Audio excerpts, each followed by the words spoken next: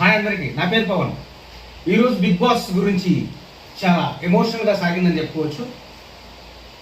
Nominations అంటేనే గొడవలు, అప్పటిదాకా కూల్గా ఉంటారు. నామినేషన్ రాగానే కొట్టుకుంటారు గట్టిగా, నువ్వెంత అంటే నేనెంత గట్టి కొట్టుకుంటారు, గొడవ పడతారు. మళ్ళీ నామినేషన్ అయిపోయిన తర్వాత వెంటనే మళ్ళీ కూల్గా వెళ్ళి మాట్లాడుకుంటారు.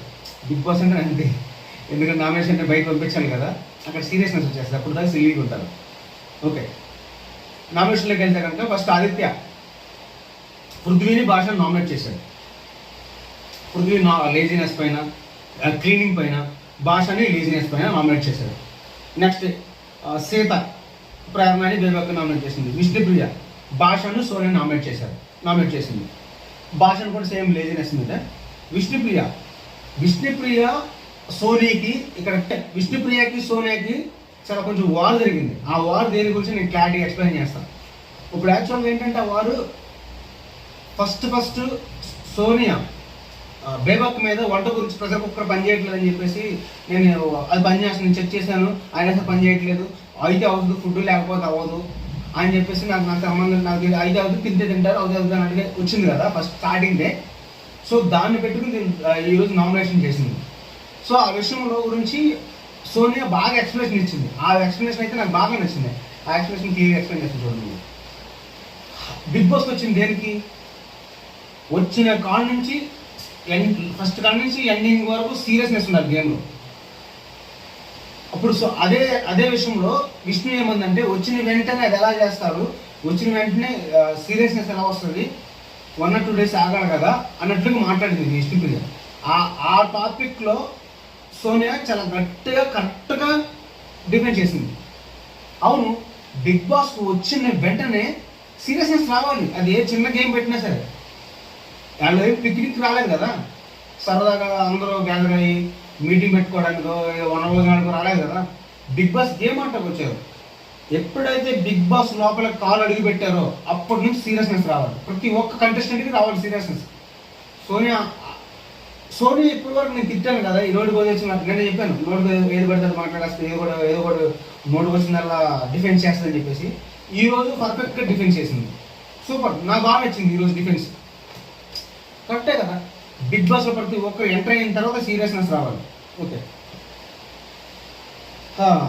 ఇంకొకటి అబ్బాయి వచ్చి మణికంఠని బేబక్కని, అబ్బాయి దేనికి మణికంఠ అనగానే ప్రతి ఒక్కరు కూడా పర్సనల్లీ ఎమోషనల్లీ వీక్ అనే విధంలో నామినేట్ చేసుకుంటూ వస్తున్నారు. స్టార్టింగ్ నుంచి ఇప్పుడు వరకు నామినేట్ చేసుకుంటూ ఎమోషనల్గానే మాట్లాడుతున్నారు. అది మనోడికి బాగా బ్రెయిన్లో పడిపోయింది. బట్ మణికంఠ కూడా బాగా ఎమోషనల్ వీక్, చాలా వీక్ మనం చూసినంత వరకు కూడా. సో ప్రేరణ వచ్చి మళ్ళీ మణికంఠని ఎమోషనల్గా చాలా వీక్ ఉన్నాడని చెప్పేసి నామినేట్ చేసింది మణికంఠని అండ్ సోనియాని.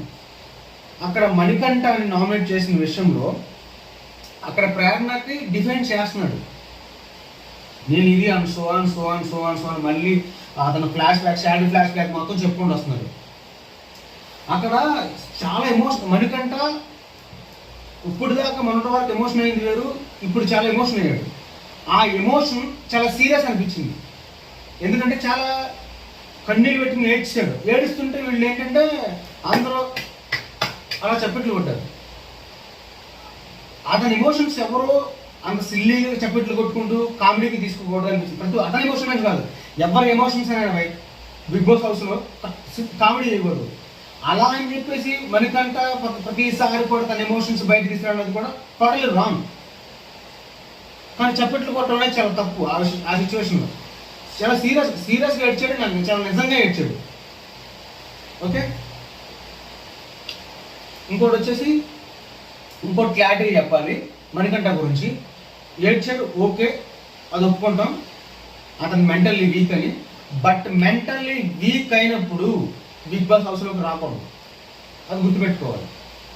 అతనే కాదు, ఎవరైనా సరే ప్రతి ఒక్కరికి ఉంటాయా సాడ్ స్టోరీస్, ప్రతి ఒక్కరికి ఉంటాయి సాడ్ స్టోరీస్. అలా అని చెప్పేసి ప్రతిసారి తన ఫ్లాష్ బ్యాక్ని చెప్పుకుంటూ, తన ఫ్లాష్ బ్యాక్స్ ఎక్స్ప్లెయిన్ చేసుకుంటూ ఎమోషన్స్గా ముందుకెళ్దాం అనేది థింకింగ్ అనేది రాంగ్ థింకింగ్, చాలా టోటల్లీ రాంగ్. ఎందుకంటే మహా అంటే ఎమోషన్స్గా ముందుకెళ్ళాలంటే ఎన్ని వారాలు వెళ్తాం? 1, 2, మహా అంటే 3 weeks వెళ్ళగలేము, అంతకుమించి వెళ్ళలేము కదా. సో మణికంఠ కూడా ఎమోషన్స్ పక్కన పెట్టి ఆడితే బెటర్ అనిపిస్తుంది. ఇంకోటి పృథ్వీ వచ్చి బేబక్ని మణికంఠ నామినేట్ చేశాడు. బేబక్క అంటే మణికంఠ కూడా సీరియస్నెస్ లేదని చెప్పేసి బేబక్ వంట విషయంలో ఆ విషయం నామినేట్ చేశాడు. ఇంకోటి వచ్చి పృథ్వీ మణికంఠ విషయంలో నామినేటింగ్లో ఒక మాట మాట్లాడాడు. అదేంటంటే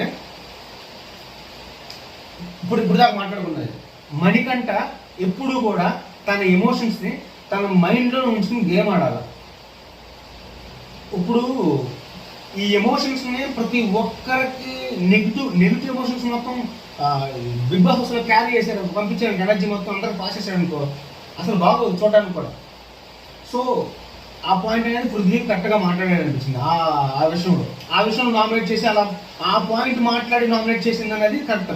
ప్రతి ఒక్కరు కూడా మణికంఠ నామినేట్ చేసే విధంలో ఎమోషనల్లీ వీక్, సాడ్ స్టోరీ బయట పెడుతున్నారు అని ఉంటామని చెప్పారు. కానీ ఇది కరెక్ట్ పాయింట్ అనేది పృథ్వీ చెప్పింది కరెక్టే. ఎందుకంటే నెగిటివ్ ఎమోషన్స్ మొత్తం పాస్ చేయడం అనేది రాంగ్ బిగ్ బాస్ హౌస్లో, టోటల్ రాంగ్. ఆ పాయింట్ కరెక్ట్గా చెప్పి నాకు బాగా నచ్చింది పృథ్వీ చెప్పిన విషయంలో.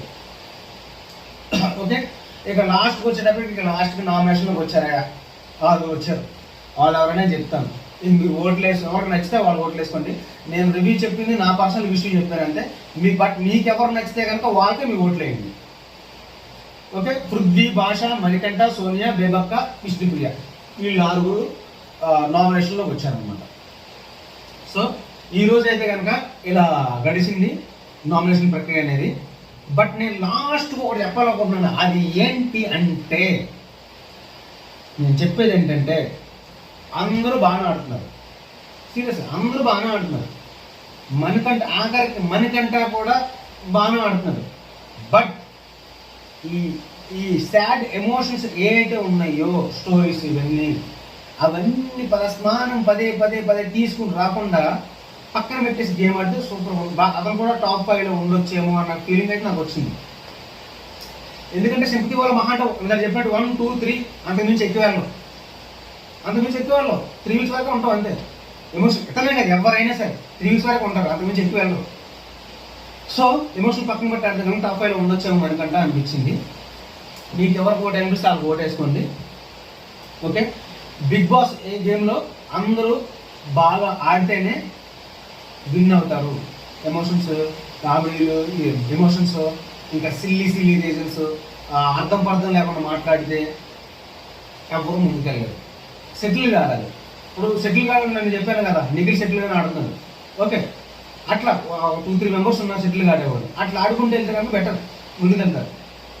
ఓకే సార్, ఈ రోజు అయితే కనుక ఇలాగ నామినేషన్ అనే ప్రక్రియ అనేది క్లియర్ అయింది, ముగిసింది. సో రేపు ఎపిసోడ్ గురించి మాట్లాడదాము. And at the same time మళ్ళీ మిడ్ నైట్ అప్డేట్స్ అని మీకు ఇస్తాను. మళ్ళీ బిగ్ బాస్ చూసి నైట్ అప్డేట్ చూసి, లైవ్ అప్డేట్ చూసి.